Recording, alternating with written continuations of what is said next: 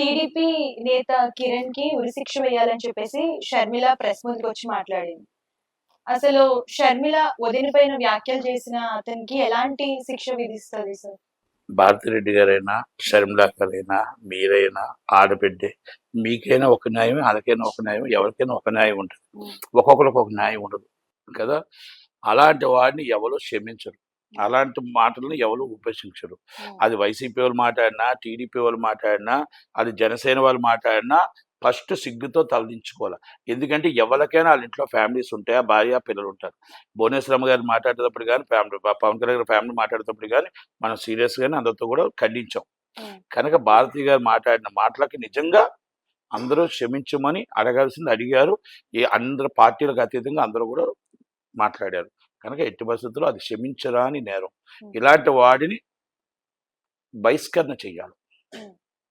అంటే బహిష్కరణ చేయాలంటే ఇలాంటి వాడు ఉండటానికి, అంటే ఆడపిల్లల మీద అఘాయిత్యాలు చేసేవాడు వేరు, ఆడపిల్లల మీద రేప్ చేసేవాడు వేరు, ఆడపిల్లల మీద ఇలాంటి అసభ్యకరంగా మాట్లాడిన వాడిని ఉంచకూడదు. ఎందుకంటే చాలా వీడియోలు చూశాను.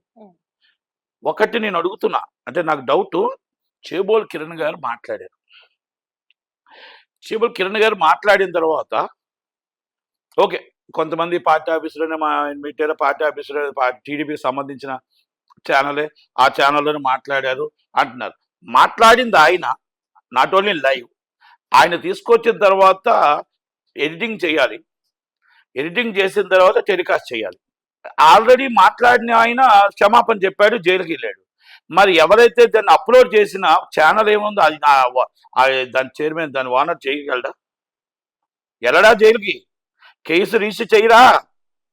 తీసుకెళ్ళి లోన్ వేసి ఇమీడియట్లీ ఆయన మీద మొత్తం టోటల్గా లైసెన్స్ క్యాన్సిల్ అయ్యేటట్టు గూగుల్కి మాట్లాడి, గూగుల్కి ముందు లెటర్ రాసి మొత్తం టోటల్గా క్యాన్సిల్ చేయాలి. నేను ఏ పార్టీ చేసినా తప్పే అంటున్నాను. అది నిజంగా పార్టీ చేస్తే మనం ఆనందం కోసం చూస్తే రేపు జీవితాలు నాశనం అయిపోతాయి. ఎందుకంటే ఇదే ఆనందం కోసం వైసీపీ వాళ్ళు చూశారు, 11 సీట్లకు పడిపోయారు. అది గుర్తుపెట్టుకోవాలి ఎవరైనా సరే. ప్రజలు గమనిస్తున్నారు, ప్రజలు ఆలోచిస్తున్నారు. కనుక నేను మాట్లాడినా అబద్ధం, మీరు మాట్లాడినా జనాలు మాత్రం గమనిస్తున్నారు. అది ఒక్కసారి ఆలోచించి పోలీసు వాళ్ళు వాళ్ళ మీద కూడా కేసు పెట్టాలా. ఆ ఛానల్ ఎవరైతే టెలికాస్ట్ చేశారో వాళ్ళ మీద కేసు పెట్టారు.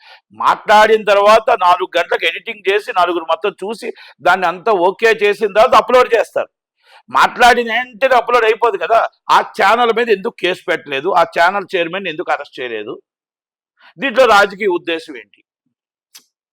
నేను అక్కడ ఆడబిడ్డనే చూస్తున్నా, ఏ పార్టీ చూడట్లా. అక్కడ ఉన్నది భారతమ్మ అని చూస్తున్నా తప్ప, వైఎస్ భారతమ్మ అని చూస్తున్నాను తప్ప ఆ వైసీపీయా లేకపోతే టీడీపీ అని చూడట్లే. అక్కడ భువనేశ్వర గారు చూసాడు, భువనేశ్వర గారు నందమూరి తారక రామారావు గారు అమ్మాయిగా చూసాం, ఆయన రాజశేఖర రెడ్డి గారు కోడలుగా చూస్తున్నాం, షర్మిల రాజశేఖర రెడ్డి గారి కూతురుగా చూస్తాం, పవన్ కళ్యాణ్ గారు భార్య గారు చూస్తాం, వాళ్ళ పిల్లలుగా చూస్తాం. అంతే తప్ప పార్టీలు కాదు. ఆడపిల్లలకి రక్షణ కల్పించకపోతే మనం రాష్ట్రాన్ని ఏమి నడిపించగలం?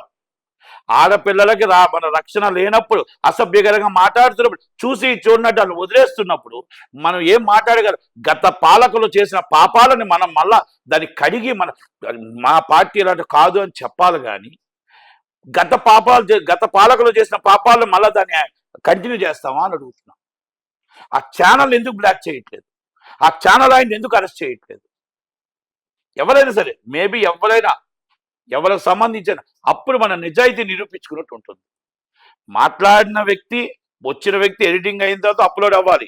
అసలు ఎవరికి సంబంధం లేకుండా ఇప్పుడు మీరు మాట్లాడే ఆంధ్రప్రభ ఛానల్, ఇప్పుడు నేను మాట్లాడిన దగ్గర టెలికాస్ట్ వెళ్ళిపోవట్లేదే. మాట్లాడింది మళ్ళీ అక్కడికి వెళ్తుంది, ఎడిటింగ్ చేస్తున్నారు, ఎడిటింగ్ చేసి అప్లోడ్ చేస్తున్నారు. ఎడిటర్ తెలీదా? ఒకవేళ అసభ్యకరంగా ఉంటే ఇమీడియట్గా చైర్మన్కి చెప్పరా? ఇదొక్కసారి ఆలోచించాలి, ప్రతి ఒక్కరు ఆలోచించాలి. మనం తూతూ మంత్రంగా పార్టీని సస్పెండ్ చేసాం, మనం కేసు పెట్టాం, మనం ఏదో తీసుకెళ్ళి లోన్ వేసామంటే దీంట్లో మాయా మర్పాలు కనబడుతున్నాయి.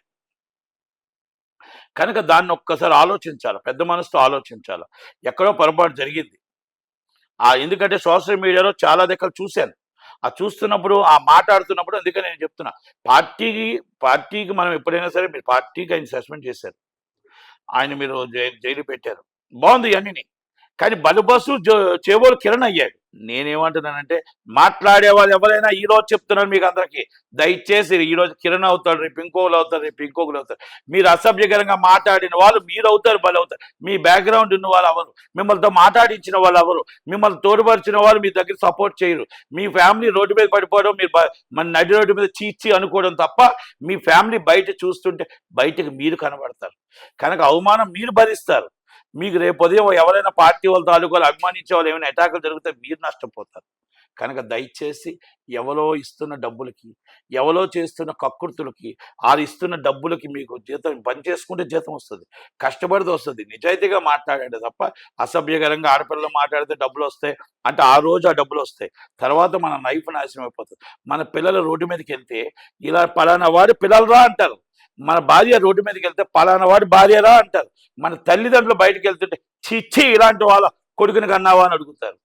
కనుక నిన్ను కన్నది కూడా ఆడబిడ్డే, ఆడ తల్లే. కాబట్టి దయచేసి ఇలా మాట్లాడే ప్రతి ఒక్కరు కూడా ఏ పార్టీలు అవనేయండి, ఎవరైనా అవనేయండి, మీ ఫ్యామిలీని గుర్తుపెట్టుకోండి, మీ ఇంట్లో గుర్తుపెట్టుకోండి, మీ జీవితం గుర్తుపెట్టుకోండి, మీ లైఫ్ గుర్తుపెట్టుకోండి.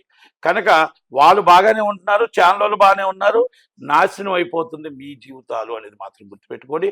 బలిపశు చేబోలు కిరణ్ అవ్వచ్చు, ఎవరో స్క్రిప్ట్ ఇస్తే సాలరీ మ్యాన్ ఆయన సాలరీకి పని చేస్తున్నాడు, ఆయనకి ఏం పని ఓన్గా మాట్లాడటానికి. అది నేను ఇండివిజువల్, నేను ఏ పార్టీకి సంబంధించిన వాడిని కాదు, లేకపోతే నేను ఎక్కడ సాలరీకి చేయట్లేదు. నాకు సరదాగా హాబీ, నేను చెప్పాలనుకుని చెప్పడానికి నేను వచ్చాను తప్ప నాకు ఇండివిజువల్ కాబట్టి నేను ఎవరితో ఏది మాట్లాడినా సరిపోతుంది. యాజ్ ఎంప్లాయ్ అయినా. కనుక ఇవన్నీ కూడా మనం గమనించాలి, అర్థం చేసుకోమంటారని. Thank you very much. Thank you.